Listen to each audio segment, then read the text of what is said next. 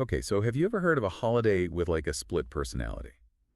We're doing a deep dive today into Columbus Day and the Indigenous Peoples Day, both on October 14th. Yeah, it's a really interesting look at how we understand history, as it changes.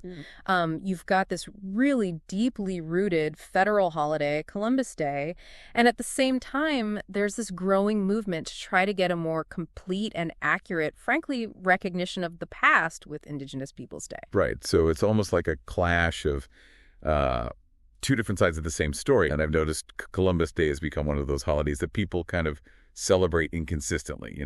What's behind that? Well, it's been challenged a lot lately, that whole traditional story of Columbus discovering America. A lot of our sources highlight how devastating colonization was. I mean, think about it. Forced displacement from those ancestral lands, languages systematically suppressed, outlawed traditions. It wasn't just, oh, hey, new explorers. It turned a whole way of life upside down. Wow, yeah, that really changes how you look at things.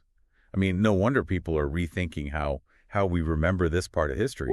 And that's where Indigenous Peoples Day comes in, right? Exactly. It's a direct response to a lot of those concerns, a way to honor how resilient Native communities are, what they've contributed. And I think it's not just about changing a name on the calendar. It's really about acknowledging, what really happened back then and how colonization still affects us. So instead of like celebrating Columbus, it's more about recognizing the indigenous peoples who are already here. Yes, exactly. And it's really catching on. I mean, some of these sources say nearly 220 cities have officially replaced Columbus Day with Indigenous Peoples Day. Some are recognizing both. Wow, 220. That's a huge change, especially when you think about it. Columbus Day has been a federal holiday since 1937. It just shows how much the conversation is changing about how we understand, commemorate history. Definitely. And it's happening in all these different places. Even though it isn't a federal holiday yet, President Biden's recognized Indigenous Peoples Day for the past 3 years. And that says something, that people are more aware and they're recognizing it more.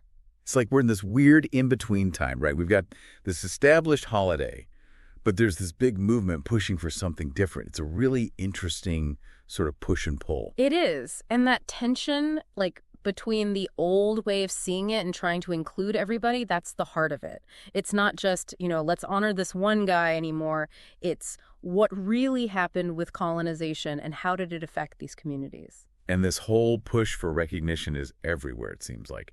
It reminds me of something I read in one of the sources that says you can't erase history, but you can choose how you remember it, which feels relevant here, don't you think? Yeah, it really does. And that choice, how we remember things, how we mark them, it has real effects even on a practical level. I mean, think about it. How do you think this affects something like going to the bank on October 14th? Ooh, that's a good point. Ooh. Because if some people are celebrating one and some people are celebrating the other, that's got to be confusing for businesses, right? Like the country can't decide what to do about this day. Exactly. You got it. And our sources kind of paint a mixed picture when it comes to that stuff. Take banks, for example. So about these banks, huh? Is it like business as usual on October 14th, or is it kind of up in the air? It's a little all over the place, to be honest. Bank of America, Wells Fargo, they're closed for Columbus Day. But then you've got Chase, they're staying open. Okay, so you might want to check before you head out. Yeah. How about other services, like the post office? Nope, they're considering it a holiday. No mail delivery on the 14th. Good to know. It's wild how, this one holiday shows how things are changing. It's like we're trying to figure out how to make these different views fit together. Yeah, it's a big moment. Makes you think about how we decide what to celebrate as a society, right? It's more than just a day off. It's about what we value. Totally. Okay, so for those of us who want to, be respectful and actually get what Indigenous Peoples Day is about, what can we actually do? Well, a lot of the sources talk about education, actually learning the history, cultures, traditions of Indigenous communities. That's huge. So going beyond those simplified stories we got in school, right? Really understanding Indigenous experiences. Exactly. There's this one quote from the Smithsonian. They said, recognizing Indigenous Peoples Day helps us see that, Native Americans are still here. They're still fighting for their rights, for people to see them. That's powerful. Yeah, it really is. So it's not just this happened in the past. This is still part of who we are now. Exactly. And that can look like a lot of things. Supporting Indigenous artists, writers, activists, or getting involved with organizations doing work on land rights, language, preserving their culture. Giving a platform to the people who've been kind of pushed aside. Right. Which feels really important right now, don't you think?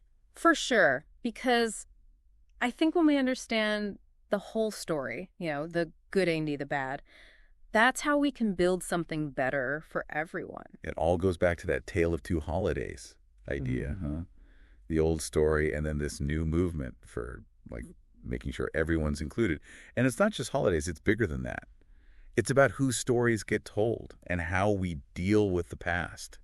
It's kind of amazing when you think about it, how much these holidays tell us about how we see history. It's like we're figuring out there's way more to the story than we thought. Totally. And something our sources keep saying is it's bigger than just the holidays, right? It's about really acknowledging what colonization did, how it's still affecting Indigenous people. Because you can't just like separate those events from everything else, right? Yeah. It shapes so much of what's happening now. Exactly. Recognizing Indigenous Peoples Day, it shouldn't just be like, oh yeah, that day on the calendar. It should change how we see the whole world, Appreciating how much these cultures have to offer, how strong they've stayed through all this. And to really get that, to get the strength, I feel like we have to be okay with some stuff that's hard to hear, right? About the past. Absolutely. I mean, colonization, trying to force people to change, taking away their land and language, that's not easy to think about.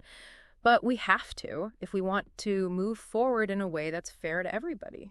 You've given us so much to think about today, the history, how the story's changing, even like practical tips for a day that's kind of all over the place. But I think the biggest thing I'm taking away is like we got to keep talking. We got to make room for different points of view. 100%. History isn't set in stone. It's always being looked at in new ways. And the more we can have these talks, respectfully, really trying to understand each other, the better chance we have of making things right. So whether you're celebrating Columbus Day, Indigenous Peoples Day, or just, it's October 14th for you, think about what these holidays really mean. Whose stories are you hearing? Who's not being heard? And how can you, help us get that full picture, that real history? That's something we can all be a part of.